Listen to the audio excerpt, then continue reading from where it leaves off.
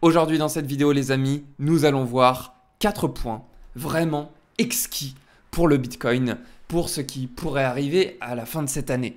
Alors je vais vous partager mon ressenti, les dates précises sur lesquelles le Bitcoin va faire telle ou telle chose. Attention, je ne prédis pas le marché, je vous expose des analyses potentielles, d'accord ? Donc pour ceux qui ne me connaissent pas, moi je m'appelle Rémi, je suis investisseur en crypto-monnaie depuis 2017 et puis aujourd'hui j'ai décidé de vous faire une multitude de vidéos sur la chaîne YouTube Investir en crypto créée le 25 octobre 2021 de sorte à ce qu'on puisse apprendre tous ensemble à devenir rentable sur le marché des cryptos. Allez, c'est parti. Donc si vous le voulez bien, on va commencer avec l'indicateur H-Ribbons. Ensuite, nous verrons l'arc-en-ciel du Bitcoin, donc qui est un mode logarithmique. Nous verrons ensuite les calendriers sur lesquels il y a des dates clés, des moyennes de jours qui pourraient impacter le Bitcoin. Et puis après, je vous expliquerai l'impact du Bitcoin s'il atterrit aux 13 800 $. Allez, c'est parti, on va commencer avec notre fameux indicateur, le H-Ribbons. Le H-Ribbons nous indique aujourd'hui une pastille bleue. Une pastille bleue. Cette pastille bleue nous indique qu'il faut acheter du Bitcoin. Alors, en fait, qu'est-ce que nous indiquent dans un premier temps les pastilles vertes? Elles nous indiquent la capitulation des mineurs, les mineurs qui font faillite, qui ne sont plus rentables à miner du Bitcoin et qui débranchent leurs appareils. La pastille bleue, quant à elle, nous montre un point clé, nous montrant que il pourrait s'en suivre d'un bull run ou d'une montée fulgurante pour le Bitcoin. Je vous montre dans le passé ce que nous a provoqué cette pastille bleue. Elle est très rare, hein, elle arrive pas tous les mois. Vous voyez ici par exemple, août 2016, pastille bleue, suite au halving du Bitcoin. On a eu une montée fulgurante. Pareil, mai 2015, on était dans une période d'accumulation au niveau du Bitcoin. Ascension fulgurante. On va prendre ici, janvier 2019, pastille bleue. On est parti à la hausse et on a fait plus de 300% sur le Bitcoin. Si je prends au plus bas, on a fait plus de 300%. Et aujourd'hui, on a une pastille bleue. Alors, je vais ralentir un petit peu là-dessus. Ne vous affolez pas, ne vous précipitez pas à l'achat. Et je vais vous expliquer pourquoi on va y venir sur les dates clés. On va y revenir dans le chapitre d'après. Ensuite, je vais vous montrer donc l'arc-en-ciel. D'accord ? Donc pour ceux qui ne savent pas ce que c'est que l'arc-en-ciel, c'est ça. C'est le mode logarithmique du graphique du Bitcoin.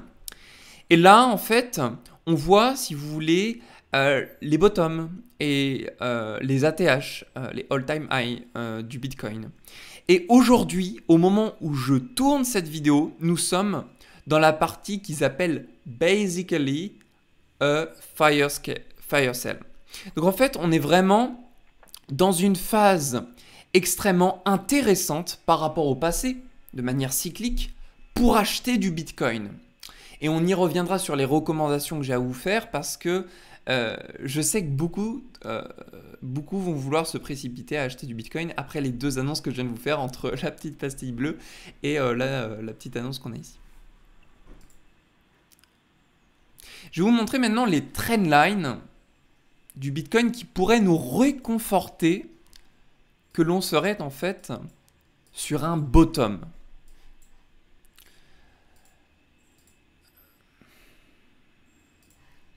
Ici, nous avons les trendlines du Bitcoin. Trendline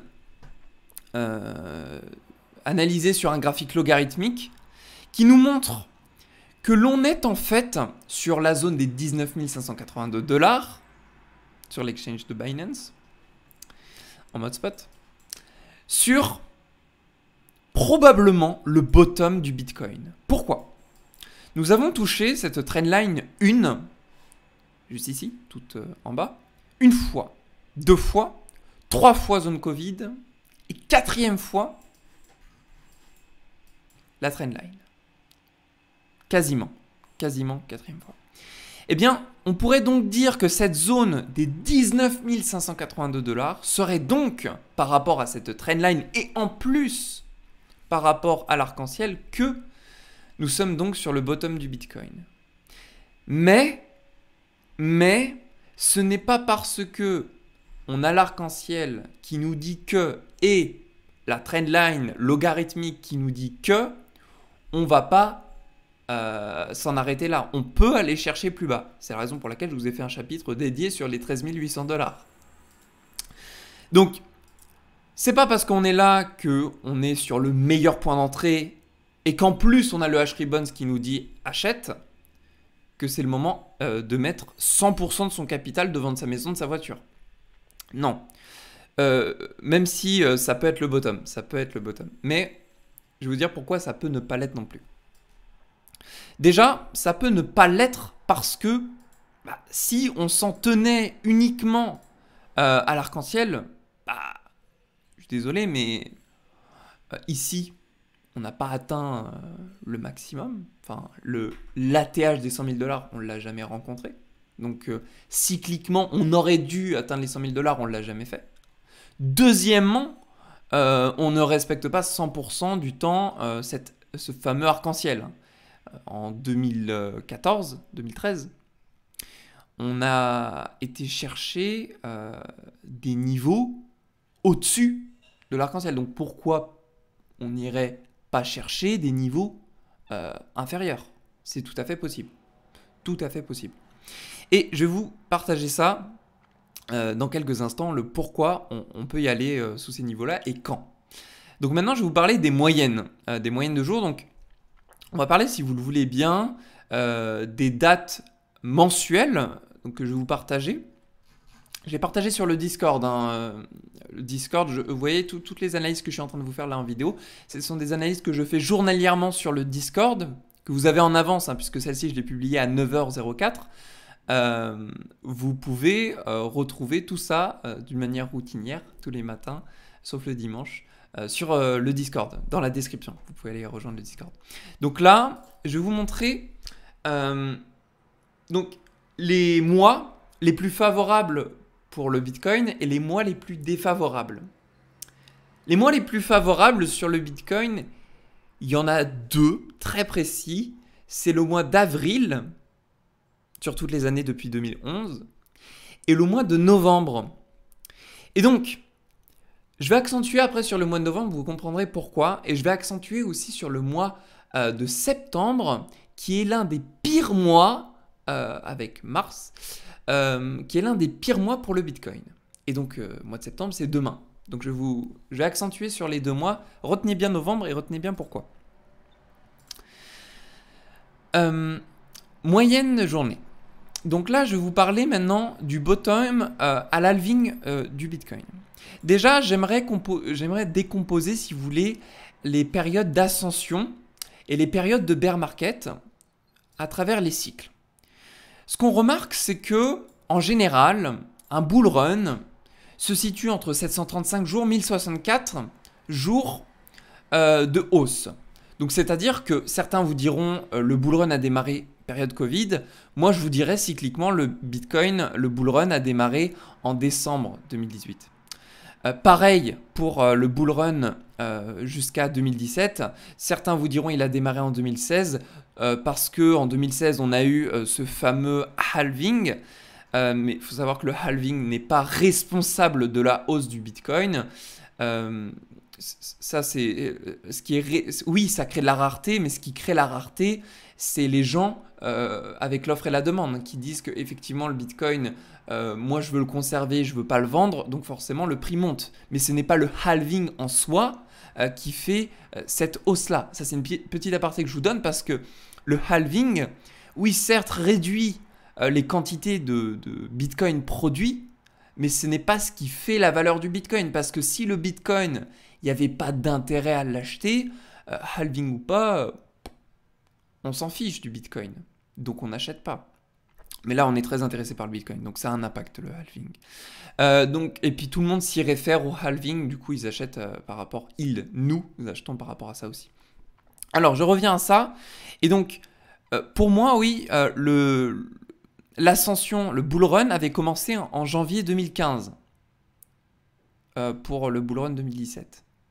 Et par rapport à ce que vous avez sous les yeux, eh bien, on a aussi la période de bear market, donc de l'ATH au point le plus bas, qui nous a mis entre décembre 2013 à janvier 2015 413 jours, qui nous a mis de décembre 2017 à décembre 2018 365 jours. Et si on fait la moyenne des deux, ça nous donne 388 jours.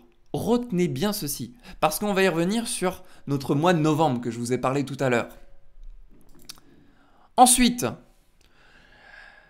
tenez, ça c'est ça que je voulais vous dire. Donc par rapport au bottom, suivi du halving, si on regarde ici, d'accord, donc bottom Bitcoin au halving, je vais au halving. Donc on va prendre une moyenne du bottom, on va pas prendre le pic, on va prendre une moyenne on va prendre la moyenne de l'accumulation, vous voyez, la moyenne se situe à peu près là. J'ai pris pifomètre, mais c'est à peu près l'endroit où vous allez faire du DCA, ça va être à peu près votre moyenne d'achat. Moyenne d'achat jusqu'au halving, vous faites du 150%. Ok ? Je reviens ici. Bottom du Bitcoin. Moyenne d'accumulation DCA autour des 3600 $ en 2019-2018. Je vais aller chercher le halving. Prix du halving, 145-150%. Donc, on pourrait donc estimer qu'à partir du moment où on rentre dans une phase d'accumulation suite au pic le plus bas qu'on fait au bear market, donc admettons, je vous donne un exemple, on rentre en phase d'accumulation à partir de décembre 2022 jusqu'à mai 2023. On est en accumulation, Bitcoin entre 20 et 30 000 $.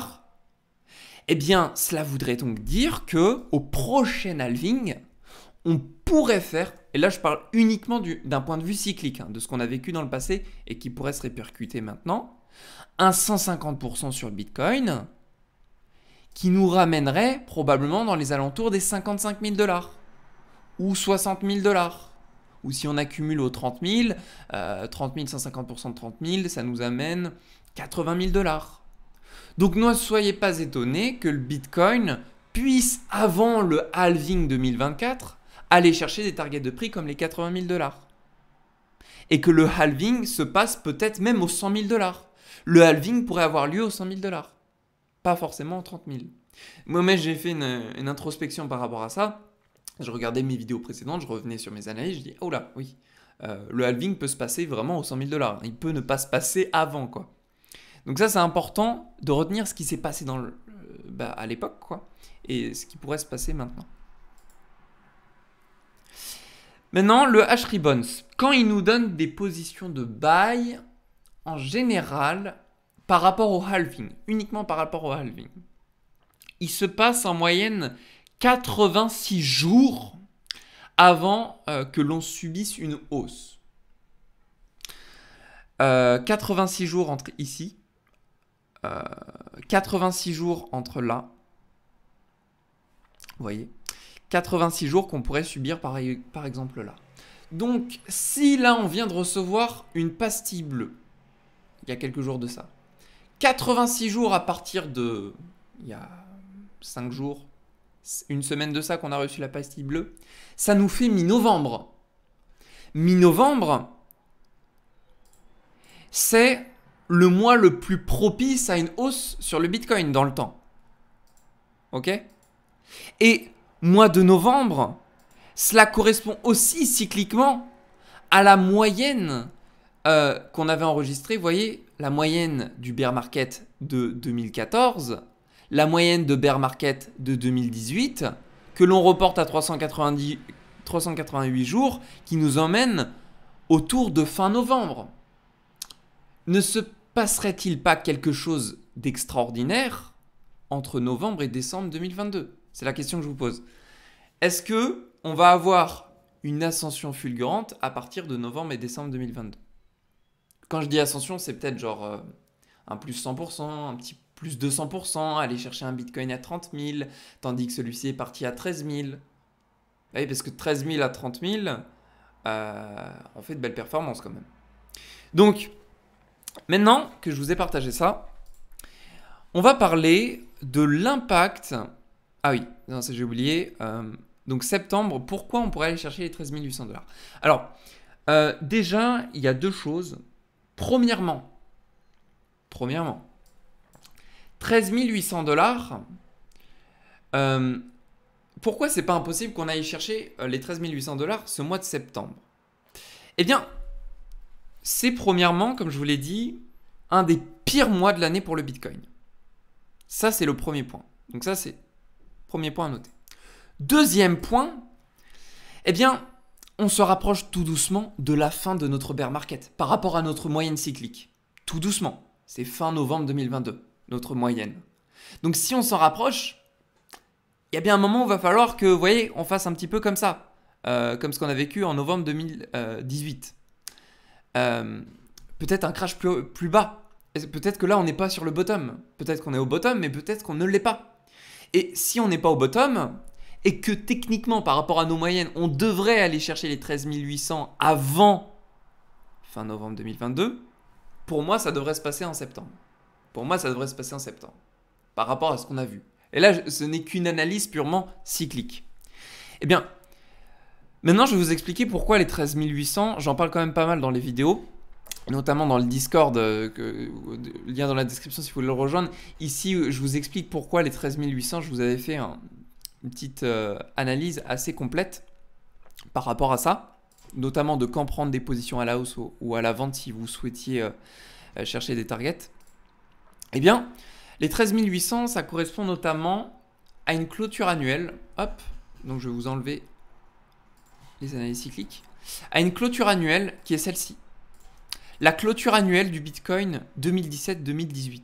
Cette clôture annuelle nous emmène sur la zone des 13 800 $. En plus de ça, nous avons une mèche qui est la mèche la plus haute de 2019. Et se rajoute à ça une zone d'imbalance à aller combler, qui n'est pas obligatoire, mais qui dans le temps, on le sait sur la plupart des graphiques en analyse technique, on comble ce genre de choses qui est considéré comme un gap, tout comme zone de déséquilibre. Donc on a là une belle raison d'aller chercher les 13 880 $. Je crois que c'est 13 880 pour être très précis. Voilà. Donc quel serait l'impact maintenant des 13 800 $? Bah oui, parce que les 13 800, on ne va pas les résumer uniquement à quelque chose de cyclique. Oui, enfin, cyclique, on est d'accord. Mais il y a aussi peut-être une raison macroéconomique derrière. Donc, quel pourrait avoir l'impact des 13 800 $? Ou quel plutôt impact pourrons-nous avoir donc, des marchés mondiaux sur le Bitcoin qui donc nous l'emmènerait aux 13 800 $? Eh bien, observons déjà le dollar index. Vous le connaissez sûrement, ce graphique. Donc le dollar index, c'est tout simplement le dollar face aux autres monnaies, haute monnaie fiat. Eh bien, nous avons ici, si je vous mets en weekly, on va observer ça, deux tops potentiels. Premier top, à la zone des 109, qu'on a actuellement atteint deux fois, une fois, deux fois. Vous voyez, je zoome, une fois, deux fois. Qui correspond à notre extension Fibonacci 1,272, extension Fibonacci 2, plus retracement Fibonacci 0,786, et, pas qu'un indicateur, aussi à une zone de liquidité qu'on avait eue septembre 2002. Donc, soit on s'en arrête là, on refait un pic vers le bas, peut-être aller chercher les anciennes zones de résistance au 104, ce qui nous emmènerait le Bitcoin à partir à la hausse, parce que l'argent serait remis dans des actifs tels que S&P 500, Nasdaq et Bitcoin, on repart à la hausse, et donc peut-être que là on est sur un bottom de Bitcoin à 19 582 $. Enfin 17 500 pour parler du vraiment le pic le plus bas. Donc là on serait peut-être sur le bottom. Mais si on va aux 13 800 $, comme je vous ai dit sur le Bitcoin, alors moi je verrais bien voir le dollar index monter jusqu'au 1,618, soit les 0,886 au 115. Dollar index au 115. Donc, il y a de fortes probabilités à ce que si on monte au 115 ici, on ait une continuité de la chute des indices S&P 500 et Nasdaq, et donc également un Bitcoin qui s'affaisserait aller chercher les 13 800 $. Et si on a cette fameuse chute du Bitcoin aux 13 800 $, Nasdaq, je le verrais bien aller chercher ou bien les 11 760 points dans l'order block ici à la zone des 0,5 ou plus bas carrément, parce que des fois on a une corrélation négative. Et du coup, Bitcoin serait peut-être, si on arrive au 0,5 ici, Bitcoin serait peut-être aux 16 000 $. On continue plus bas. 0,618 sur Nasdaq, on est à 10 500 points. Bitcoin à peu près 13 800 $. Je suis focus sur les 13 800 $. On peut aller plus bas aux 10 000, il n'y a aucun problème là-dessus. Mais je voulais vous parler de cette target qui est pour moi très précieuse par rapport à la clôture annuelle qui est très surveillée. S&P 500 pareil. Niveau des 3800, order block plus zone des 0,382 ou bien retracement Fibonacci 0,5 aux 3500 points.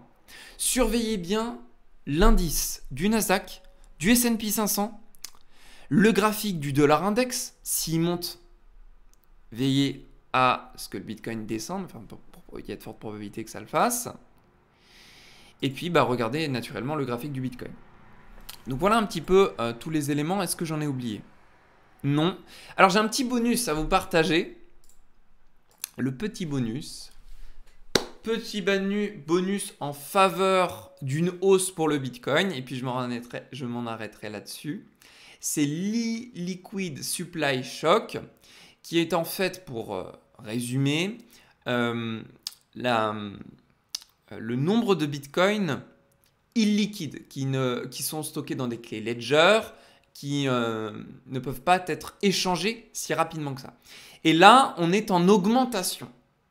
Donc le Bitcoin chute, mais on conserve, on hold le Bitcoin. Donc si on a plus de holders, tandis que le Bitcoin chute, si quelqu'un veut acheter du Bitcoin, mais qu'il n'y a personne qui veut en vendre, lui, celui qui veut acheter du Bitcoin, il va l'acheter plus cher. Pour celui qui ne veut pas le vendre, qu'il a intérêt à le vendre. Donc, il y aura probablement une augmentation du prix du Bitcoin. Voilà, c'était le petit bonus qui mène à cette fin de vidéo. J'espère que cette vidéo vous a plu. Je vous invite à rejoindre le Discord pour qu'on puisse échanger sur les analyses. Je n'ai pas la science infuse. Donc forcément, si je fais des erreurs, n'hésitez pas à me le dire. Et puis si vous avez d'autres analyses qui contredisent ce que je vous ai dit, n'hésitez pas à agir en fonction de ça sur les canaux de discussion dans le Discord, parce qu'à ce moment-là, je ferai une autre vidéo pour pouvoir prendre en compte vos interactions. Je vous souhaite à tous une très belle journée, très très bon mercredi. Je vous souhaite à tous une prochaine fois. Allez.